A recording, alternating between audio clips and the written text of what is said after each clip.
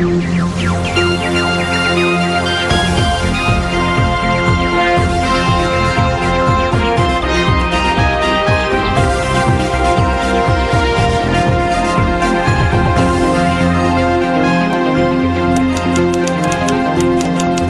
First சக்தி TV பிரதான செய்திகளின் தலைப்புச் செய்திகள். அனைவருக்கும் வணக்கம். நீங்கள் இணைந்து கொள்வது இலங்கையின் முதற்தர செய்தி வழங்குனர் நியூஸ் ஃபர்ஸ்டின் பிரதான செய்திகளோடு. முதலில் இன்றைய தலைப்புச் செய்திகளை உங்களுக்கு வழங்குகிறோம். விருப்பு வாக்கு பட்டியலில் கொழும்பு மாவட்டத்தில் ஹிரோனிகா முதலிடத்தில், கம்பா மாவட்டத்தில் பிரசன்ன ரணதுங்க முதலிடத்தில். அரசாங்க மாகாண சபை தேர்தலில் அமோக வெற்றியீட்டியதாக ஐக்கிய மக்கள் சுதந்திர கூட்டமைப்பு தெரிவிப்பு. அடுத்த ஜனாதிபதி தேர்தலில் எதிர்க்கட்சிகள் பொது வேட்பாளர் ஒருவரை களமிறக்க வேண்டும் என சரத் போன்சேகா தெரிவிப்பு. காலையில் வாக்களிப்பு நிலையம் ஒன்றிலிருந்து புல்லடியிடப்பட்ட வாக்குச்சீட்டு ஒன்று கண்டுபிடிப்பு. இவை உள்ளிட்ட மேலும் பல தகவல்களோடு இணைந்து கொள்கின்றார்கள் எமது பிரதான கலையகத்தில் கிருஷாந்த் ராஜ் மற்றும் தாரணி. இதோ உங்களுக்கான சந்தர்ப்பம். நன்றி ஜெஃப்ரி. வணக்கம். நீங்கள் இணைந்து கொள்வது நியூஸ் ஃபர்ஸ்டின் பிரதான செய்திகளுடன். தொடர்பான விரிவான செய்திகள். மேல் மற்றும் தென் மாகாண சபை தேர்தல் முடிவுகளுக்கு அமைய முன்னாள் மாகாண சபை உறுப்பினர்களை விட புதியவர்கள் தெரிவு செய்யப்பட்டுள்ளமை இம்முறை விசேட அம்சமாகும். எவ்வாறாயினும் மேல் மற்றும் தென் மாகாண சபைகளின் முன்னாள் முதலமைச்சர்கள் மீண்டும் முன்னிலை பெற்றுள்ளமை குறிப்பிடத்தக்கதாகும். கொழும்பு மாவட்டத்தில் ஐக்கிய மக்கள் சுதந்திர கூட்டமைப்பு சார்பில் போட்டியிட்ட ஹிரோனிகா பிரேமச்சந்திர அதிக விருப்பு வாக்குகளை பெற்றுள்ளார். 1,39,034 வாக்குகளை பெற்று அவர் முதலிடத்தை கைப்பற்றியுள்ளார். கூட்டமைப்பு சார்பில் போட்டியிட்ட உதய கம்மான்பில 1,15,638 வாக்குகளுடன் இரண்டாம் இடத்தில் உள்ளார். உப்பாலி கொடிக்காரன் 47,822 வாக்குகளுடன் மூன்றாம் இடத்தில் உள்ளார். ஐக்கிய மக்கள் சுதந்திர கூட்டமைப்பு சார்பில் போட்டியிட்ட ரோஜர் செனவிரத்ன 44,011 வாக்குகளை பெற்று மேல் மாகாண சபைக்கு தெரிவாகியுள்ளார். கொழும்பு மாவட்டத்தில் ஐக்கிய தேசிய கட்சி சார்பில் போட்டியிட்ட SM மரைக்கார் 67,243 விருப்பு வாக்குகளை பெற்று முதலிடத்தில் உள்ளார். மஞ்சுஸ்ரீ அரங்கல 45,654 விருப்பு வாக்குகளை பெற்றுள்ளார். ஜனநாயக கட்சி சார்பில் கொழும்பு மாவட்டத்தில் போட்டியிட்ட சுசில் கிந்தல் பிட்டிய 32,918 விருப்பு வாக்குகளை பெற்று வெற்றியீட்டியுள்ளார். நடைபெற்று முடிந்த மேல் மற்றும் தென் மாகாண சபை தேர்தலில் வெற்றி பெற்ற வேட்பாளர்கள் பெற்ற விருப்பு வாக்குகள் விவரங்கள் தொடரும் செய்திகளில் எதிர்பாருங்கள். ஐக்கிய மக்கள் சுதந்திர கூட்டமைப்பு இன்று முற்பகல் ஊடகவியலாளர் சந்திப்பு ஒன்றை ஏற்பாடு செய்து தமது வெற்றி குறித்து கருத்து வெளியிட்டது. එක්සත් ජාතික පක්ෂය කියලා ඡන්ද විශාල වශයෙන් වැඩිවීමක් හෝ එහෙම ජයග්‍රහණයක් කියාට ලැබිලා නැහැ. ஐக்கிய தேசிய கட்சி கூறுகின்ற விதத்தில் பாரிய அளவில் அவர்களுக்கு வாக்கு வங்கி அதிகரிக்கவில்லை. அதேபோன்று அவர்கள் வெற்றியீட்டவும் இல்லை. எனினும் சிறுபான்மை கட்சிகளாக இருந்த மக்கள் விடுதலை முன்னணி மற்றும் சரத் போன்சேகாவின் கட்சிகளின் ஆசனங்களின் எண்ணிக்கை அதிகரித்து வெற்றியீட்டியுள்ளனர். நாட்டில் இடம்பெறுகின்ற அரசாங்கத்தை மாற்ற முடியாத தேர்தல்களில் சிறு கட்சிகள் இவ்வாறான பெறுபேறுகளை பெற்றுக்கொள்ளும். அதேபோன்று பாராளுமன்ற தேர்தல் மற்றும் ஜனாதிபதி தேர்தல் போன்றவற்றில் பிரதான கட்சிகளுக்கு மக்கள் தமது விருப்பத்தை தெரிவிப்பார்கள். பெறுபேறுகள் வெளியானதை அடுத்து எதிர்க்கட்சிகளினால் ஏற்பாடு செய்யப்படுகின்ற ஊடகவியலாளர் சந்திப்புகளில் தெரிவிக்கப்படுகின்ற கருத்துக்களை நாம் முழுமையாகவே நிராகரிப்போம். ஜனாதிபதியின் தலைமையிலான அரசாங்கம் பாரிய அளவான வெற்றியை தன்வசப்படுத்திக் கொண்டுள்ளது என்பதனை நாம் கூறிக்கொள்கிறோம்.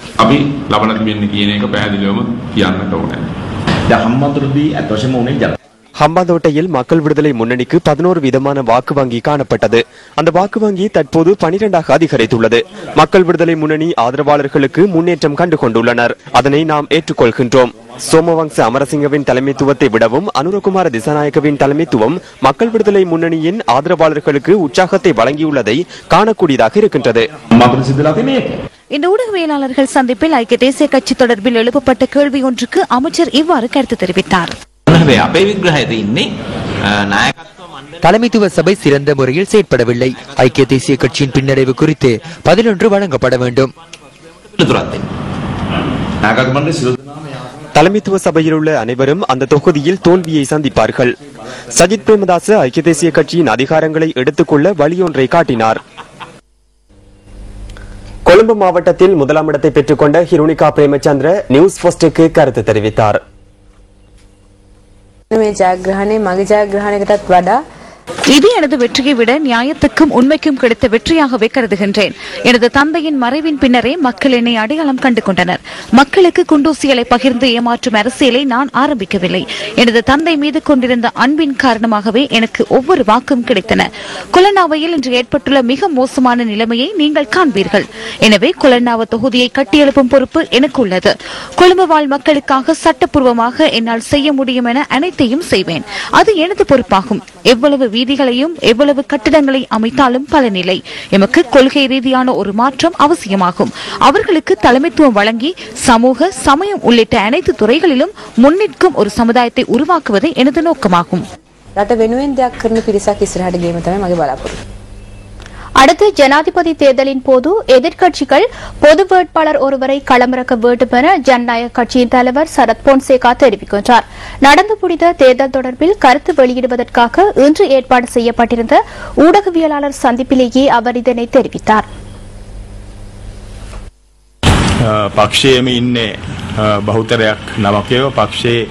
கட்சியில் அதிகளவில் புதியவர்களே உள்ளனர். நமது கட்சி நாளை முதலாவது பிறந்த தினத்தை கொண்டாடவுள்ளது. நாம் நீண்டகால அரசியல் அனுபவம் உள்ளவர்களுடன் போட்டியிட்டுள்ளோம். குறுகிய காலத்திற்குள் மக்கள் எம் மீது அதிக நம்பிக்கை கொண்டுள்ளனர். எமது பிரபல அரசியல் சக்தியின் பயணம் எமக்கு இதன் மூலம் தெரிகின்றது. எனது கை கால்களை கட்டி என்னை சிறையில் அடைத்து எனது பிரஜா உரிமையை இல்லாமல் செய்தனர். அவை அனைத்துக்காகவும் தொடர்ந்து போராடினேன். இறுதியில் நான் எனது பிரஜா உரிமையை பெற்றுக் கொண்டேன். சட்டப்பூர்வமாக இந்த தேர்தலில் நான் வாக்களித்தேன். அதனை நாம் எமது முன்னேற்றத்தின் ஒரு அடையாளமாக காண்கின்றோம். கடந்த ஜனாதிபதி தேர்தலின் போது நாம் இருந்த நிலைப்பாட்டையே மீண்டும் கூறுகின்றோம். அடுத்த ஜனாதிபதி தேர்தலிலும் அவ்வாறு பொது வேட்பாளர் ஒருவரை நிறுத்த வேண்டும். இங்கு மேலும் கருத்து வெளியிட்ட சரத் பொன்சேகா, இங்குள்ள 99% ஊடகவியலாளர்கள் தனிப்பட்ட முறையில் எமக்கு ஒத்துழைக்க விரும்புவர். ஆனாலும் நாட்டில் காணப்படும் நிலைமைகளின் அடிப்படையில் உங்களால் எமக்கு நியாயத்தை பெற்றுக் கொடுக்க முடியாது போனதாக நினைக்கின்றேன். சிரச ஊடக வலையமைப்பு மாத்திரமே தேர்தல் காலத்தில் எமக்கு சந்தர்ப்பம் வழங்கி செயற்பட்டது. தேர்தல்களின் போது எமது நாட்டில் உள்ள தேர்தல்கள் ஆணையாளர் வைக்கோலினால் தயாரித்த பொம்மை போன்றே உள்ளார். அவர்களுக்கு அதிகாரம் இருக்கின்றது, ஆனால் அதனை பயன்படுத்துவதில்லை. நாம் பல முறைப்பாடுகளை செய்த போதிலும் எமக்கு நியாயத்தை பெற்றுக் கொடுக்கவில்லை. இந்த ஊடகவியலாளர் சந்திப்பில் கட்சியின் பிரதி தலைவர் ஜயந்த கிட்டகொடவும் கலந்து கொண்டார். இந்த நாட்டில் அனைத்து கட்சிகளுக்கும் ஜனநாயகம் அவசியம். அதேபோன்று நாட்டு மக்கள் அனைவருக்கும் ஜனநாயகம் அவசியம். தேர்தலை நடத்துவதன் மூலம் ஜனநாயகத்தை வழங்கியதாக எவராலும் கூற முடியாது. நாட்டில் 50% மக்கள் வாக்களிக்கவில்லை. ஆட்சியாளர்கள் அனைத்து அரச வளங்களையும் பயன்படுத்திக் கொண்டுள்ளனர்.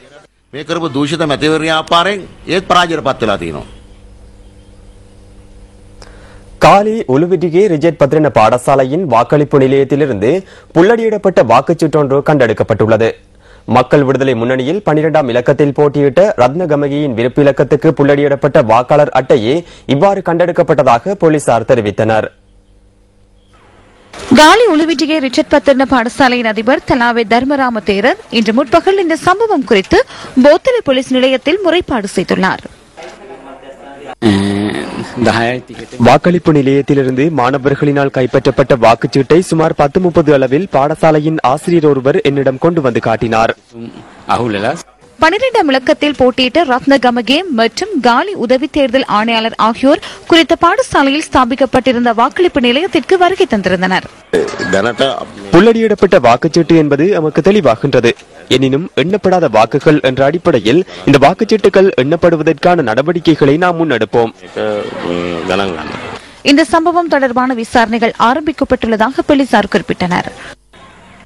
இலங்கையில் விடுதலை செய்யப்பட்ட 19 தமிழக மீனவர்கள் ராமேஸ்வரத்தை சென்றடைந்துள்ளனர். இவர்கள் ராமேஸ்வரம் மீன்பிடி துறைமுகத்தை நேற்று மாலை சென்றடைந்ததாக எமது செய்தியாளர் தெரிவித்தார். இலங்கையில் தடுத்து வைக்கப்பட்டிருந்த அனைத்து தமிழக மீனவர்களும் ஜனாதிபதி மஹிந்த ராஜபக்சவின் பணிப்புரைக்கு அமைய கடந்த வெள்ளிக்கிழமை விடுதலை செய்யப்பட்டிருந்தமை குறிப்பிடத்தக்கது. தலைமன்னார் கடற்பரப்பில் கடந்த 26ஆம் தேதி கடற்படையினரால் கைது செய்யப்பட்டு பின்னர் விடுதலை செய்யப்பட்ட மீனவர்களே தமிழகத்தை சென்றடைந்துள்ளனர். இந்த மீனவர்களின் படகுகளும் விடுவிக்கப்பட்டுள்ளன. இந்திய தூதரர்கள் நல்லா எங்களுக்கு செஞ்சாப்புல, அங்குள்ள நேவி எங்களுக்கு எந்த பிரச்சனை வைக்காம நாங்கள் சாப்பாடு கொடுத்து எங்களுக்கு நல்லா கவனிச்சாப்புல, எந்த குறையும் எல்லாம் கவனிச்சாப்புல. நேற்று வந்து கோர்ட்லேருந்து ஒப்படைச்சாப்புல, அவங்க வந்து போலீஸ் வந்து நீதிபதி சொன்னாப்புல 4ஆம் தேதி உங்களுக்கு சொன்னாப்புல, உடனே இல்லைன்னா 4 மணிக்கு உங்களுக்கு ரிசல்ட் வரும்னு சொல்லிட்டாப்புல. நாங்கள் 4 மணி நேரம் எப்படியாவது ப்ரேயர் பண்ணிட்டு இருந்தோம், ஆண்டவர் எங்களுக்கு ஏதாவது விடிவு ஒரு நல்ல ஒரு தீர்ப்பு வரட்டும்னு சொல்லி. அதே மாதிரி உடனே எங்களுக்கு கொஞ்ச நேரத்துக்குலாம் எங்களுக்கு சாப்பாடு வாங்கி கொடுத்தாப்புல, சாப்பிட்டு கொஞ்ச நேரத்தை எங்களுக்கு விடுதலைன்னு சொல்லிட்டாப்புல. உடனே எங்களுக்கு ரிசல்ட் ஆகலாம் எல்லாம் கொடுத்து இந்திய தூதர்கிட்ட எல்லாம் மனு கொடுத்து நீங்களே ஒப்படைச்சுங்க நேவியில் அப்படின்னு சொல்லி அவங்களே எங்களுக்கு எல்லாமே செஞ்சு அது உடனே எங்களுக்கு லாட்ஜில் வந்து எங்களை கொண்டு வச்சுட்டாங்க. இதேவேளை இலங்கை கடற்படையின் தாக்குதலால் காயமடைந்த அல்லது உயிரிழந்த எந்தவொரு மீனவரும் இதுவரை பதிவாகவில்லை என தமிழக கடற்தொழில் பணிப்பாளர் அலுவலகம் அறிவித்துள்ளது. ராமநாதபுரத்தை சேர்ந்த சமூக ஆர்வலர் ஒருவர் தகவல் அறியும் சட்டத்தின் கீழ் சமர்ப்பித்த விண்ணப்பத்திற்கு பதிலளிக்கும் வகையில் இந்த விடயம் அறிவிக்கப்பட்டுள்ளதாக த ஹிந்து செய்தி வெளியிட்டுள்ளது. இலங்கை கடற்படையினரால் மேற்கொள்ளப்பட்ட தாக்குதல்களில் காயமடைந்த உயிரிழந்த மீனவர்கள் தொடர்பான தகவல்கள் தமது கட்டுப்பாட்டில் உள்ள எந்தவொரு மீனவ கிராமத்திலும் கிடைக்கவில்லை என தமிழக கடற்தொழில் பணிப்பாளர் அலுவலகம் குறிப்பிட்டுள்ளது. யாழ்ப்பாணத்தில் 14 வயது சிறுமியை துஷ்பிரயோகத்துக்கு உட்படுத்திய சந்தேக நபர் விளக்கமறியலில் வைக்கப்பட்டுள்ளார். சந்தேக நபரை யாழ் சிறுவர் நீதிமன்ற நீதிபதி முன்னிலையில் நேற்று மாலை ஆஜர்படுத்தியதை அடுத்து 14 நாட்களுக்கு விளக்கமறியலில் வைக்குமாறு உத்தரவு பிறப்பிக்கப்பட்டதாக போலீசார் தெரிவித்தனர். துஷ்பிரயோகத்துக்கு உட்படுத்தப்பட்ட சிறுமி கர்ப்பமடைந்த நிலையில் யாழ் போதனா வைத்தியசாலையில் அனுமதிக்கப்பட்டுள்ளார். சிறுமியிடம் மேற்கொள்ளப்பட்ட விசாரணைகளை அடுத்து சிறுமியின் நெருங்கிய உறவினர் ஒருவரால் துஷ்பிரயோகத்திற்கு உட்படுத்தப்பட்டுள்ளமை தெரியவந்துள்ளது. சந்தேக நபரால் சிறுமி தொடர்ந்தும் பல தடவைகள் துஷ்பிரயோகத்திற்கு உட்படுத்தப்பட்டுள்ளதாகவும் விசாரணைகளில் தெரியவந்துள்ளது. வடமாகாண உள்ளூராட்சி மன்றங்களுக்கு பொது சுகாதார பரிசோதகர்களை நியமிக்க கோரி இன்று கவனஈர்ப்பு போராட்டம் ஒன்று முன்னெடுக்கப்பட்டது. வவுனியா தெற்கு தமிழ் பிரதேச சபைக்கு முன்பாக இந்த கவனஈர்ப்பு போராட்டம் இடம்பெற்றது. வவுனியா தெற்கு பிரதேச சபை தவிசாளர் தலைமையில் இடம்பெற்ற இந்த கவனஈர்ப்பு போராட்டத்தில் பிரதேச சபை ஊழியர்களும் கலந்து கொண்டனர். வடமாகாண உள்ளூராட்சி மன்றங்களுக்கு பொது சுகாதார பரிசோதகர்களை நியமிக்குமாறு வலியுறுத்தி இந்த போராட்டம் முன்னெடுக்கப்பட்டது. வடமாகாண சபையின் 3 உள்ளூராட்சி மன்றங்களில் பணிபுரிந்த பொது சுகாதார பரிசோதகர்களின் இடமாற்றத்துக்கும் இவர்கள் எதிர்ப்பு தெரிவித்தனர். இலங்கைக்கான பங்களாதேஷ் தூதுவர் இன்று திருகோணமலைக்கு விஜயம் செய்தார். திருகோணமலைக்கு விஜயம் செய்த இலங்கைக்கான பங்களாதேஷ் தூதுவர் முதலில் கிழக்கு மாகாண ஆளுநரை சந்தித்து கலந்துரையாடினார். கிழக்கு மாகாணத்தின் யுத்தத்தின் பின்னரான அபிவிருத்தி பணிகள் தொடர்பில் இதன்போது கலந்துரையாடப்பட்டுள்ளது. பின்னர் இலங்கைக்கான பங்களாதேஷ் தூதுவருக்கும் கிழக்கு மாகாண விவசாய, மீன்பிடி, கால்நடை வளர்ப்பு, சுற்றுலாத்துறை அமைச்சருக்கும் இடையில் சந்திப்பொன்று இடம்பெற்றது. இந்த சந்திப்பு கிழக்கு மாகாண விவசாய, மீன்பிடி, கால்நடை வளர்ப்பு, சுற்றுலாத்துறை அமைச்சில் இடம்பெற்றது. இதன்போது பங்களாதேசி தொழில்நுட்பங்களை இலங்கைக்கு வழங்கி அதனூடாக அபிவிருத்தி பணிகளை முன்னெடுப்பது தொடர்பில் அவதானம் செலுத்தப்பட்டுள்ளது. மீன்பிடித்துறை எவ்வாறு அவர்கள் இன்று மீன்பிடித்துறையிலே ஏறத்தாழ $850 மில்லியன் மேல் யூரோப்புக்கு மாத்திரம் ஏற்றுமதி செய்கின்ற ஒரு நாடாக பங்களாதேஷ் இருப்பதாகவும் அதற்கான முழு தொழில்நுட்பங்களையும் வளங்களையும் மார்க்கெட்டையும் அதே நேரத்தில் அவர்களுடைய டெக்னாலஜியையும் இங்கு கொண்டு வருவதாக எங்களுக்கு ஒரு பேச்சுவார்த்தையும் இடம்பெற்றது. தேசிய நல்லிணக்கம் தொடர்பாக விளங்கிக் கொள்வது மாத்திரம் எல்லையில்லை என கிழக்கு மாகாண கல்வி கலாசார அமைச்சர் விமல வீர திசாநாயக்க தெரிவித்தார். கல்முனை சாய்ந்தமருது பகுதியில் நடைபெற்ற ஊடகவியலாளர் சந்திப்பின் போது அவர் இந்த கருத்தினை வெளியிட்டார்.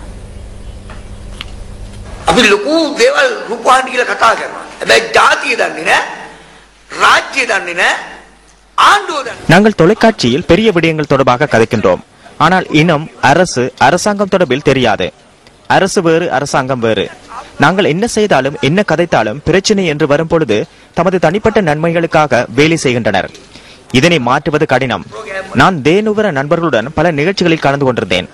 ஆனால் மக்கள் மாறவில்லை. என்னிடமிருந்த அனுபவங்களை தான் அதிக அளவில் கதைத்திருக்கின்றோம். நாங்கள் பல நிகழ்ச்சிகளை செய்திருக்கின்றோம். இவை அனைத்தும் செயல்முறையில் பின்பற்றப்படுவதில்லை.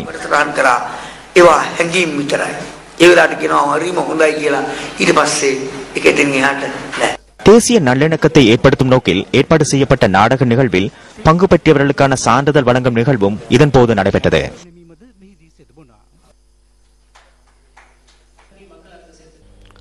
புத்தளம் கட்பெட்டி பிரதேச சபைக்குட்பட்ட வெட்டுக்காடு கிராமத்துக்கு மின்சார வசதியை பெற்றுத்தருமாறு பிரதேச மக்கள் கோரிக்கை விடுக்கின்றனர்.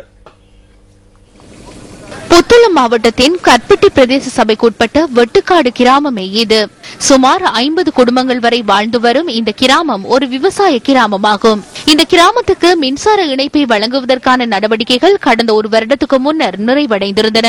எனினும் இதுவரை தமக்கான மின்சார இணைப்பு வழங்கப்படவில்லை என்று இந்த பிரதேச மக்கள் தெரிவிக்கின்றனர். டீசல் மண்ணனமோட தான் செய்யறோம். மாசத்துக்கு 15,000 20,000 ரூபாய் அப்படி போகுது செலவு. கட்டையும் வயரையும் மட்டும்தான் எங்களுக்கு பார்க்க முடியுது. கரண்ட் காணல. இது ஒரு வருஷமா ஓடி இருக்குது. இதனால் விவசாய நடவடிக்கைகளுக்கும் ஏனைய தேவைகளுக்கும் எரிபொருளையே இவர்கள் நம்பி இருக்கின்றனர். மின்சார இணைப்பு வழங்கப்படாமையினால் தாம் பல்வேறு அசௌகரியங்களை எதிர்நோக்கி வருவதாக இந்த மக்கள் தெரிவிக்கின்றனர். எரிபொருள்களை செலவழிச்சு நாங்கள் கண்டமாய் கஷ்டப்படுறோம். வங்கி கடை அந்த கடைன்னு சொல்லி போட்டு நாளா நம்ம போறைகளுக்கு சரியான சிக்கல்கள் இருக்குது. வெகு விரைவில் தமது பிரதேசத்துக்கு மின்சார இணைப்பு வழங்கப்படும் என்ற எதிர்பார்ப்புடன் காத்திருக்கின்றனர் இந்த பகுதி மக்கள். உங்கள் வாழ்க்கை எங்கள் செய்தி. நடைபெற்று முடிந்த மேல் மற்றும் தென் மாகாண சபை தேர்தலில் வெற்றி பெற்ற வேட்பாளர்கள் பெற்ற விருப்பு வாக்கு விவரங்கள் வெளியிடப்பட்டிருக்கின்றன. இது தொடர்பான முழுமையான தகவல்களை வழங்குகின்றார் ஜெஃப்ரி ஜெபதர்ஷன். மேல் மற்றும் தென் மாகாண சபை தேர்தலில் நடிகர்கள், நடிகைகள் மற்றும் கலைஞர்கள் என பலரும் போட்டியிட்டார்கள். எதிர்பார்ப்புடன் களமிறங்கிய நடிகைகளுக்கு நேர்ந்தது என்ன? தென்மாகாண சபைக்கு மாத்தறை மாவட்டத்தை பிரதிநிதித்துவப்படுத்தி ஐக்கிய மக்கள் சுதந்திர கூட்டமைப்பில் போட்டியிட்ட அனார்கலி ஆகர்ஷா தோல்வியடைந்துள்ளார். அதே மாவட்டத்தில் ஐக்கிய தேசிய கட்சியில் போட்டியிட்ட நதிஷா ஹேமமாலி மாகாண சபைக்கு தெரிவாகவில்லை. காலி மாவட்டத்தில் ஐக்கிய மக்கள் சுதந்திர கூட்டமைப்பில் போட்டியிட்ட கீதா குமாரசிங்க 26,932 விருப்பு வாக்குகளை பெற்று தென் மாகாண சபைக்கு தெரிவாகியுள்ளார். மாகாண சபை தேர்தலில் போட்டியிட சந்தர்ப்பம் கிட்டிய நடிகர்களுக்கு நேர்ந்தது என்ன என்பது குறித்து நாம் ஆராய்வோம். கம்பக மாவட்டத்தில் ஐக்கிய மக்கள் சுதந்திர கூட்டமைப்பில் போட்டியிட்ட மது மாதவ அரவிந்த் 24,727 விருப்பு வாக்குகளை பெற்றுக் கொண்ட போதிலும் மேல் மாகாண சபைக்கு தெரிவாகவில்லை. களுத்துறை மாவட்டத்தில் ஜனநாயக கட்சியில் போட்டியிட்ட ரவீந்திர யாயஸ் 12,885 விருப்பு வாக்குகளை பெற்று மேல் மாகாண சபைக்கு தெரிவாகியுள்ளார். ஜனநாயக கட்சியை பிரதிநிதித்துவப்படுத்தி கொழும்பு மாவட்டத்தில் போட்டியிட்ட நளின் பிரதீப் உடவெல மேல் மாகாண சபைக்கு தெரிவாகியுள்ளார். எனினும் கொழும்பு மாவட்டத்தில் அதே கட்சியில் போட்டியிட்ட ஜகத் பெனரகம மாகாண சபைக்கு தெரிவாகவில்லை. கொழும்பு மாவட்டத்தில் போட்டியிட்ட ராஜர் செனவிரத்ன ஐக்கிய மக்கள் சுதந்திர கூட்டமைப்பு சார்பில் மாகாண சபைக்கு தெரிவாகியுள்ளார். ஐக்கிய தேசிய கட்சியில் போட்டியிட்ட ராட்னி ஃப்ரேசர் கொழும்பு மாவட்டத்தில் வெற்றியீட்டியுள்ளார். அமைச்சர்கள் மற்றும் பாராளுமன்ற உறுப்பினர்களின் புதல்வர்கள் மற்றும் புதல்விகளுக்கு இந்த தேர்தலில் நேர்ந்தது என்ன? மாத்திரை மாவட்டத்தில் போட்டியிட்ட லக்ஷ்மண் யாப்பா அபேவர்தனவின் புதல்வரான பசந்த யாப்பா அபேவர்தன மாவட்டத்தில் அதிகளவான விருப்பு வாக்குகளை பெற்றுக் கொண்டுள்ளார். காலி மாவட்டத்தில் போட்டியிட்ட இசுரு தொடங்கோட தென்மாகாண சபைக்கு தெரிவாகியுள்ள அதேவேளை அவர் காலஞ்சென்ற அமரசிறி தொடங்கோடவின் புதல்வர் ஆவார். சிரேஷ்ட அமைச்சரான PSA என கமகேயின் புதல்வரான ரந்திம கமகே தென்மாகாண சபைக்கு தெரிவாகியுள்ளார். களுத்துறை மாவட்டத்தில் போட்டியிட்ட அமைச்சர் குமார வெல்கமவின் புதல்வரான செனல் வெல்கம அதிக விருப்பு வாக்குகளை பெற்று மேல் மாகாண சபைக்கு தெரிவாகியுள்ளார். கொழும்பு மாவட்டத்தில் போட்டியிட்ட ஜீவன் குமார் துங்கவின் மகளான மல்ஷா குமார் துங்க மாகாண சபைக்கு தெரிவாகியுள்ளார். அமைச்சர் ரோகித அபேகுணவர்தனவின் சகோதரரான ரோகண அபேகுணவர்தன களுத்துறை மாவட்டத்தில் ஐக்கிய மக்கள் சுதந்திர கூட்டமைப்பு சார்பில் போட்டியிட்டு வெற்றியீட்டியுள்ளார். அமைச்சர் காமினி லொக்குகேயின் மருமகனான துஷார பெரேரா கொழும்பு மாவட்டத்தில் போட்டியிட்டு மாகாண சபைக்கு தெரிவாகியுள்ளார். ஐக்கிய தேசிய கட்சி சார்பில் போட்டியிட்ட காலஞ்சென்ற டாக்டர் ஜால ஜெயவர்தனவின் மகனான கவிந்து ஜெயவர்தன மேல் மாகாண சபைக்கு தெரிவாகியுள்ளார். மாகாண சபை தேர்தல் நடைபெறுவதற்கு சில தினங்களுக்கு முன்னர் திடீர் விபத்தொன்றில் சுமதிபால மானவடு உயிரிழந்திருந்தார். எனினும் அவரது ஆதரவாளர்கள் அவரின் விருப்பு வாக்குக்கு புள்ளடியிட்டுள்ளனர். மேல் மாகாணத்தில் கம்பக மாவட்டத்தில் மக்கள் விடுதலை முன்னணி சார்பில் சுமதிபால மானவடு போட்டியிட இருந்தார். திடீர் விபத்தொன்றில் உயிரிழந்த சுமதிபால மானவடு 2,391 விருப்பு வாக்குகளை பெற்றுக் கொண்டுள்ளார். நடைபெற்று முடிவடைந்த தேர்தலில் வெற்றியீட்டிய வேட்பாளர்களுக்கு கொழும்பு, கம்பஹா மற்றும் களுத்துறை ஆகிய மாவட்டங்களில் ஸ்தாபிக்கப்பட்டிருந்த வாக்கெண்ணும் மத்திய நிலையங்களில் பெரும் வரவேற்பு அளிக்கப்பட்டது.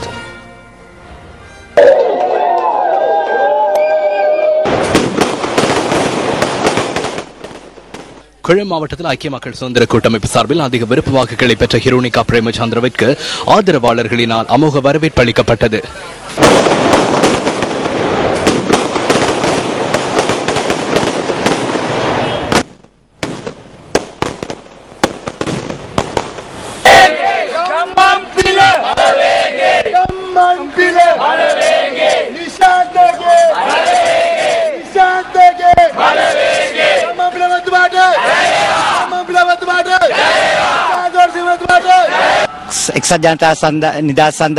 ஐக்கிய மக்கள் சுதந்திர கூட்டமைப்பு பெற்றுக் கொண்ட பெறுபர்களின் பிரகாரம் பின்னடைவு காணப்பட்ட போதிலும் கொழும்பில் பின்னடைவு சந்திக்காது வெற்றியீட்டியுள்ளோம்.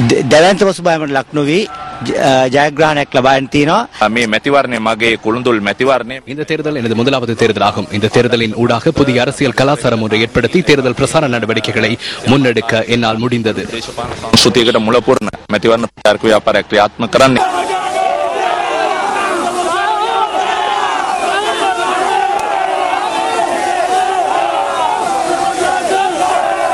ஜனநாயக கட்சி சார்பில் குளம் மாவட்டத்தில் போட்டியிட்ட சுசில் கிந்தல் பெட்டி அந்த கட்சியில் அதிக விருப்ப வாக்குகளை பெற்று வெற்றியீட்டியுள்ளார்.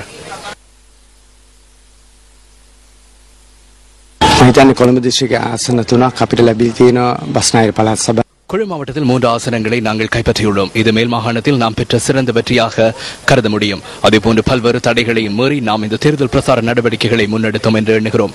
இந்த தேர்தலில் பாரிய குறைபாடுகளை நாம் அவதானித்தோம். ஜனநாயகம் குறித்து நாம் மேலும் சுவையாற்றுவோம். අපි ඉදිරියේදී ප්‍රජාතන්ත්‍රවාදයේ සඳහා යන ගමන තවත් තීව්‍ර කරනවා.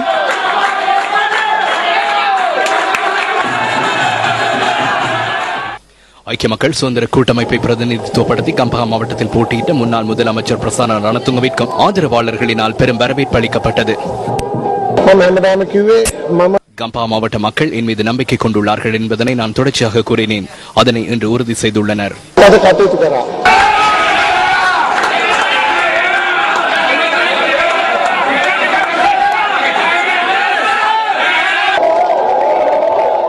மாவட்டத்தில் ஐக்கிய தேசிய கட்சி சார்பில் போட்டியிட்ட ஹர்ஷன ராஜகருணா முதலாம் இடத்தை பெற்றுள்ளார். இதனை அடுத்து அவருக்கு பெரும் வரவேற்பு ஆதரவாளர்களினால் அளிக்கப்பட்டது.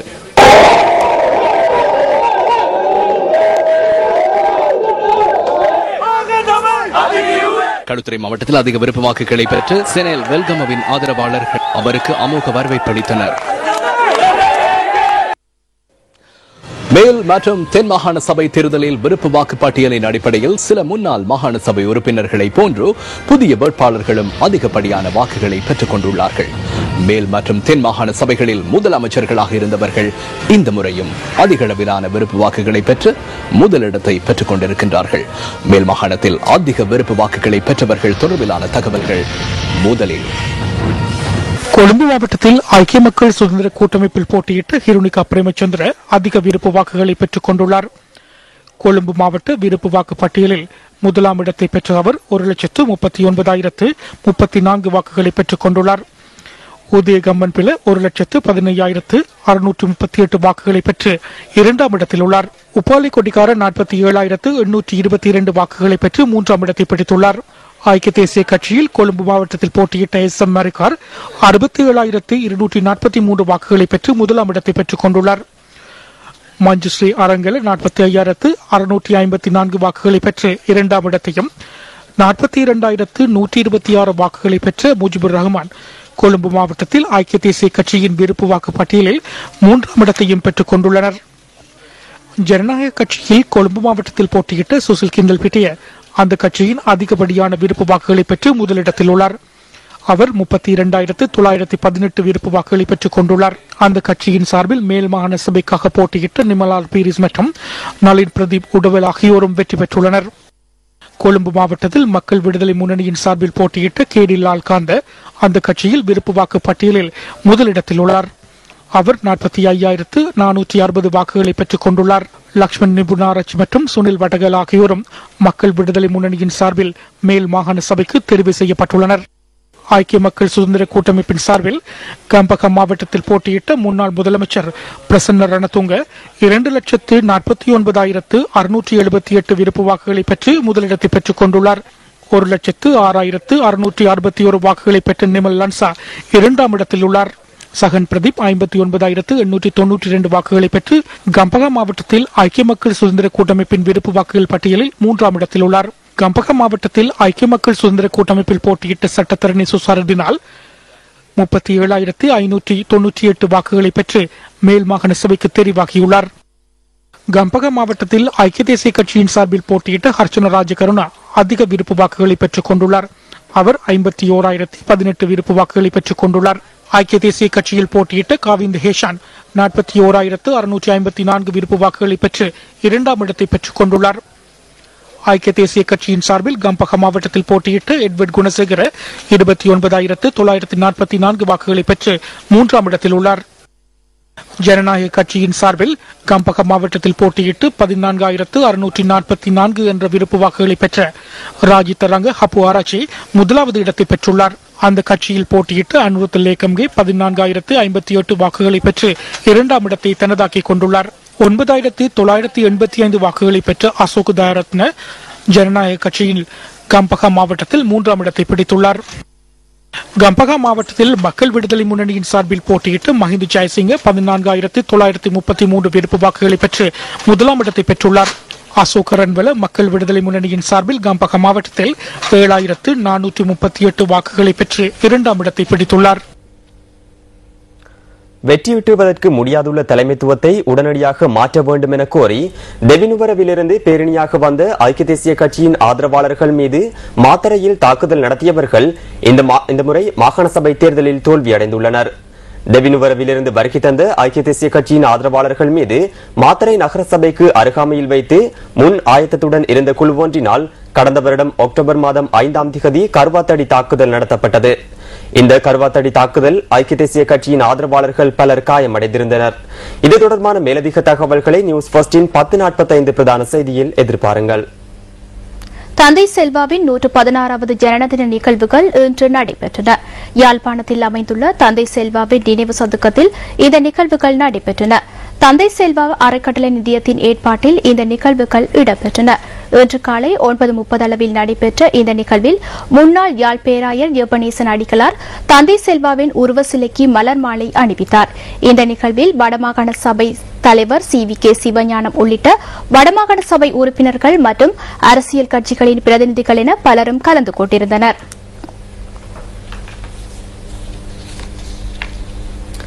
இந்தியாவின் கௌரவமிக்க விருதுகளில் ஒன்றான பத்ம விருதினை பெற்றுக் கொண்டவர்களில் ஸ்குவாஷ் வீராங்கனையான தீபிகா பல்கேலவும் ஒருவராவார். புதுடில்லி ராஜ்பவன் பவனில் நடைபெற்ற இந்த நிகழ்வில் இந்திய ஜனாதிபதி பிரணப் முகர்ஜியால் பத்ம விபூஷன் விருது மற்றும் பத்மஸ்ரீ விருதுகள் வழங்கப்பட்டன. இந்தியாவின் ஸ்குவாஷ் வீராங்கனை தீபிகா பல்லேகல் பத்மஸ்ரீ விருதினை பெற்றுக் கொண்டுள்ளார். உலகநாயகன் கமல்ஹாசன் மற்றும் கவிப்பேரரசு வைரமுத்து ஆகியோருக்கு இதன்போது பத்மபூஷன் விருது வழங்கி கௌரவிக்கப்பட்டுள்ளது. இவர்களை தவிர டர்ட்டி பிக்சர் புகழ் ஹாலிவுட் நடிகை வித்யா பாலனுக்கு பத்மஸ்ரீ விருது வழங்கப்பட்டுள்ளது. இந்திய அரசாங்கத்தின் அதிஉயர் விருது வழங்கல் விழாவாக பத்ம விருது வழங்கல் விழா விளங்குகின்றமை குறிப்பிடத்தக்கதாகும். இதுடன் நியூஸ் ஃபர்ஸ்டின் 8 மணி பிரதான செய்திகள் நிறைவு பெறுகின்றன. வணக்கம். Hotline 0114-896-896 www.newsfirst.lk. Feedback at newsfirst.lk.